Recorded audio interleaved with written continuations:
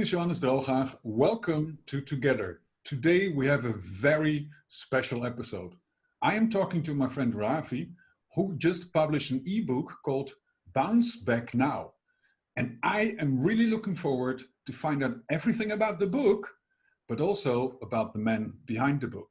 Ravi, can you please introduce yourself and then start telling us all about your book, about the audience you want to reach, and the message behind this book? Thanks, JD. It's so awesome to talk to you.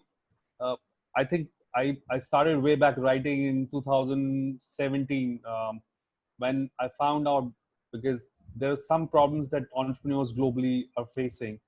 And because I run one of the largest groups on LinkedIn, which has got about 400,000 people, I started talking to people and saying, what are the big problems that entrepreneurs are facing globally?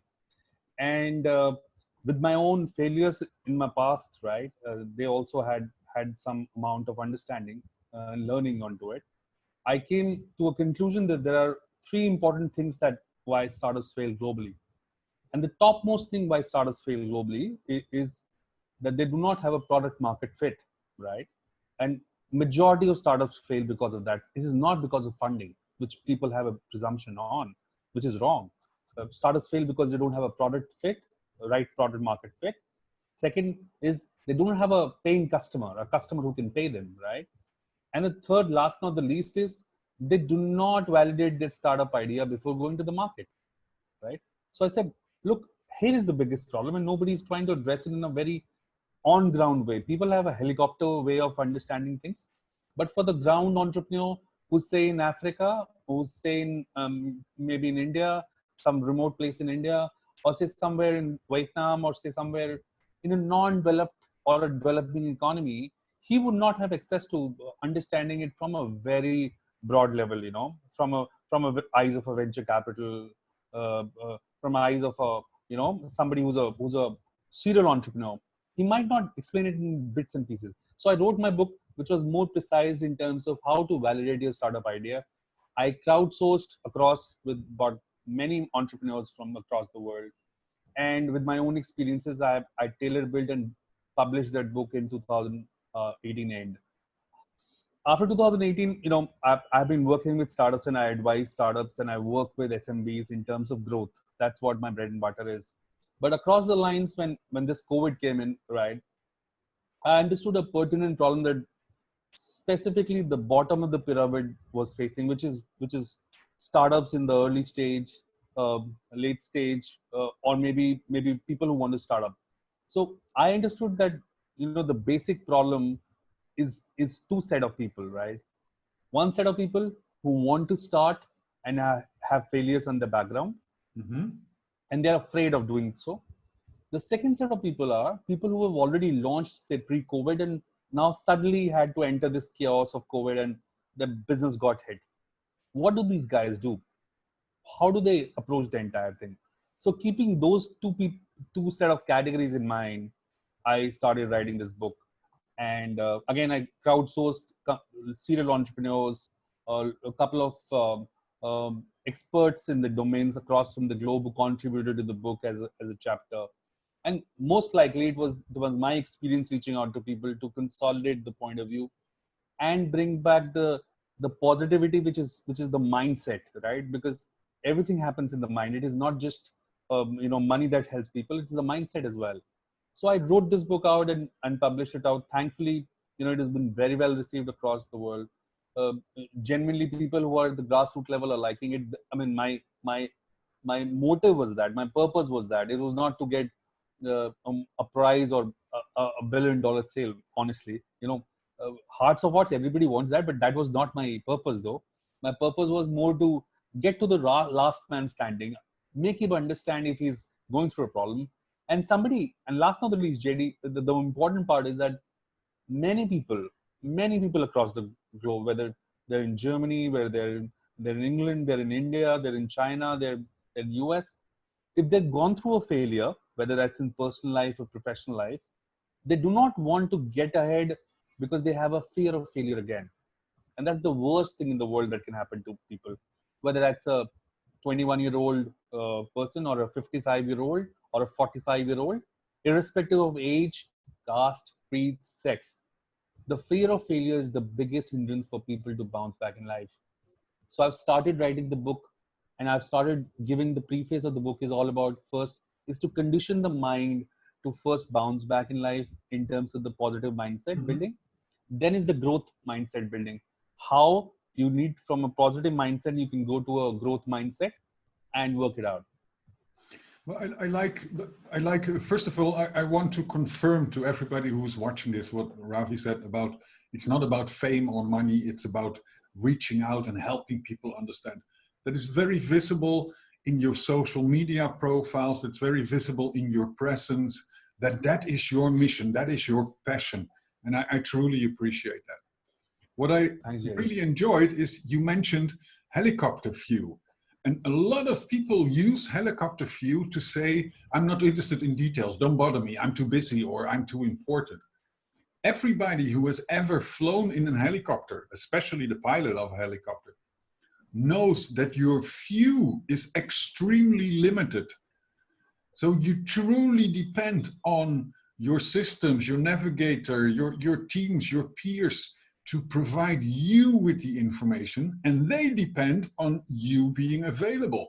So helicopter view actually means, from my perspective, and a lot of leadership people out there agree with that, helicopter view is actually about what you are doing at the moment. You are not overwhelming people with details on the one hand, and you're not distanciating yourself by saying, I'm too busy.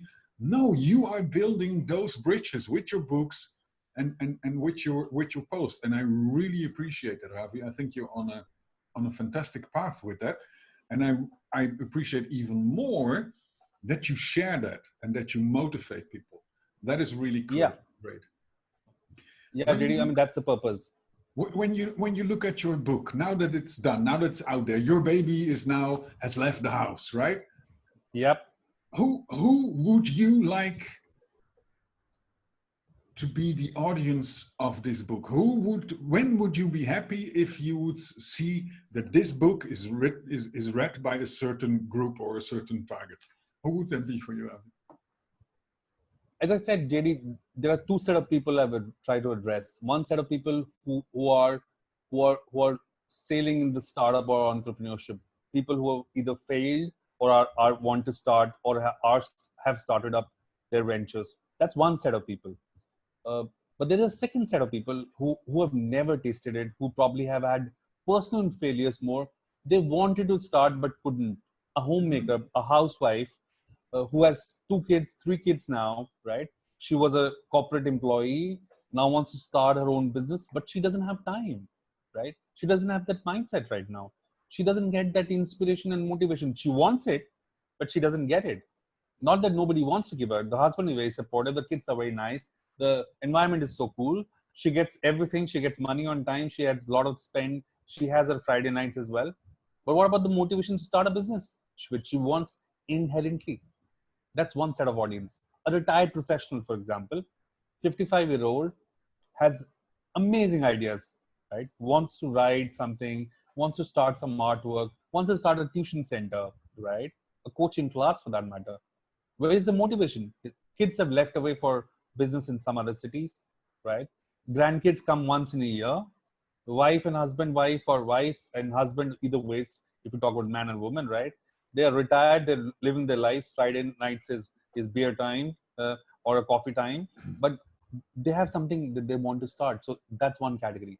Third category, students, for that matter. Students who come from service backgrounds, service class backgrounds, employee mindset, right? But the kids don't have that employee mindset. They have a mindset to start their own business. Mm-hmm. They want to start something of their own. But whenever they go to their parents and say, look, mom, dad, I want to start something on, the father says, look, I'm spending X amount of money for your tuition fees. Go back to your room and study. Nothing wrong in it. I'm not saying it's wrong, but that's a mindset, right? What Mm-hmm. happens to that kid? The kid wants to be an entrepreneur, but doesn't have the motivation. So the two set of people. And not a confirmation, which is also absolutely important.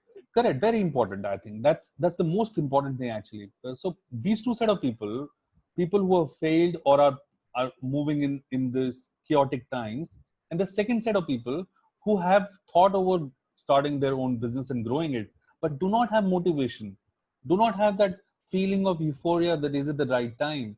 What will happen if I started? My money will go down. It's a hard-earned money. What happens to those guys? So there Mhm. has to be some amount of motivation, planning, and detail orientation for them to first validate their current business, what they're thinking about it. And second is post validation, how should they grow their business in these times?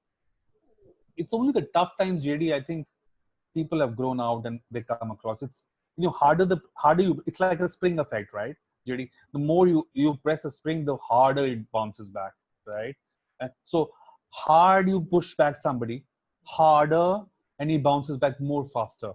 So this book, the perspective of this book is about bouncing back in not only in tough times, but in any time that you're feeling, keeping in mind that whenever you jump out of the window and then you are on the 20th floor, it's not only your heart that you have to jump with, you have to carry your brains with you and the parachute as well. So this book is the parachute for people who want to jump.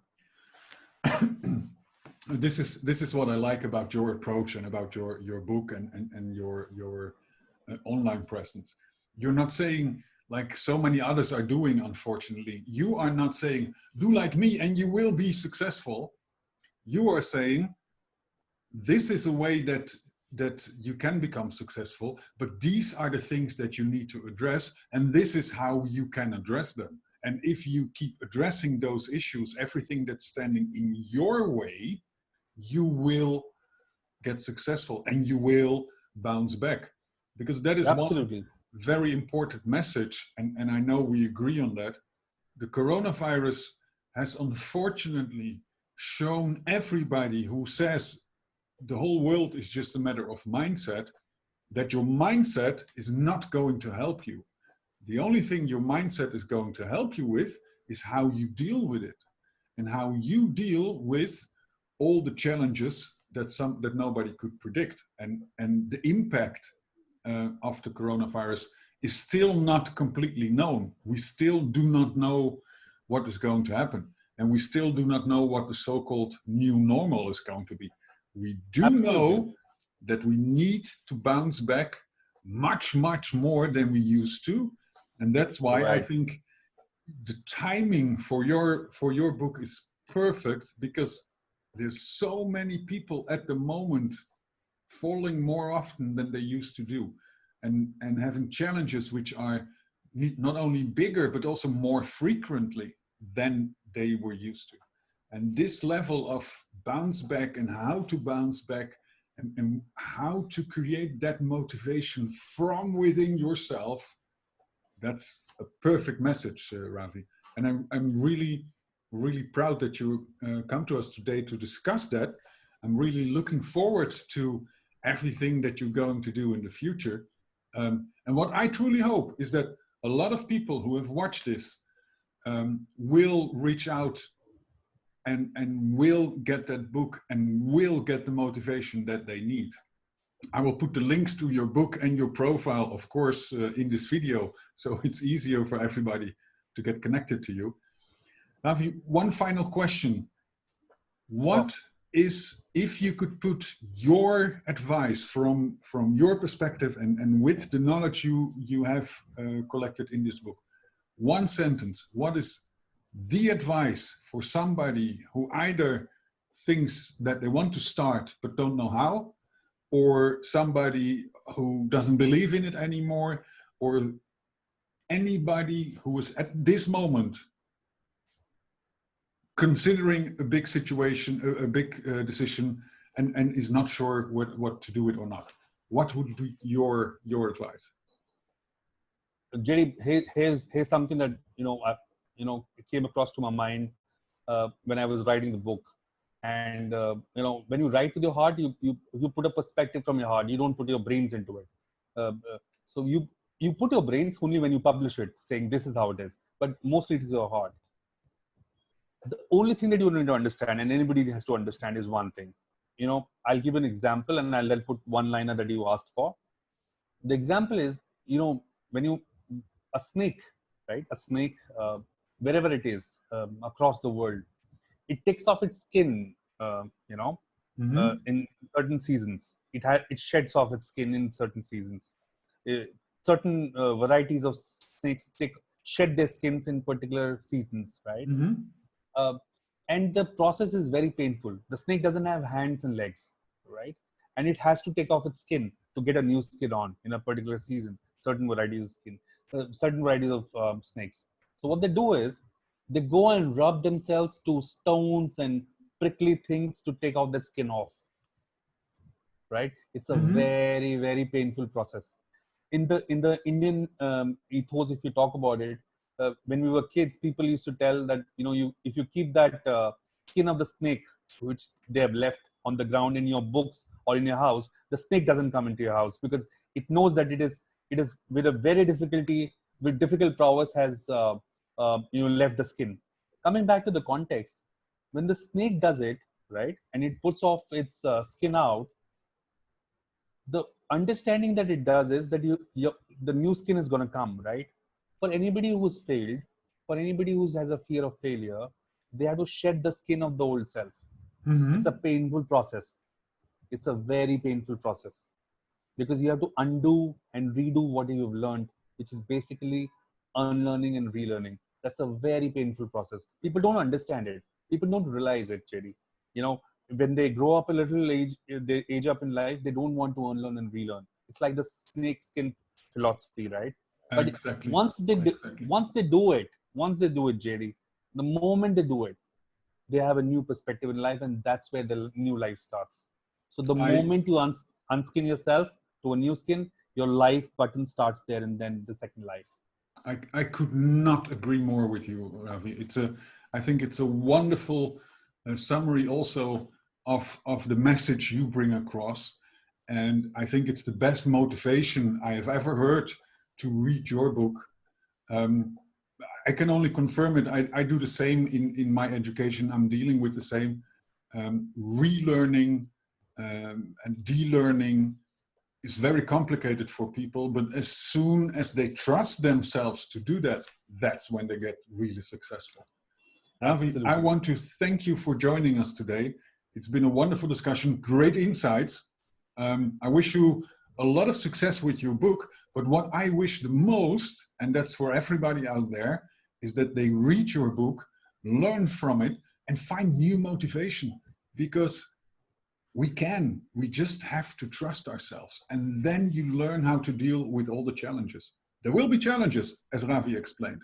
It's all about how you respond to it, how you deal with it. And if you don't manage what you want to manage today, wake up tomorrow, shed your skin, and start again. Ravi, thank you so much for your contributions. I'm looking forward to our next conversation because I am 100% sure that your journey is not over and neither is mine. So we will have a lot more of those sessions. Ravi, thank you very much. Just get it started. JD, thank you very much.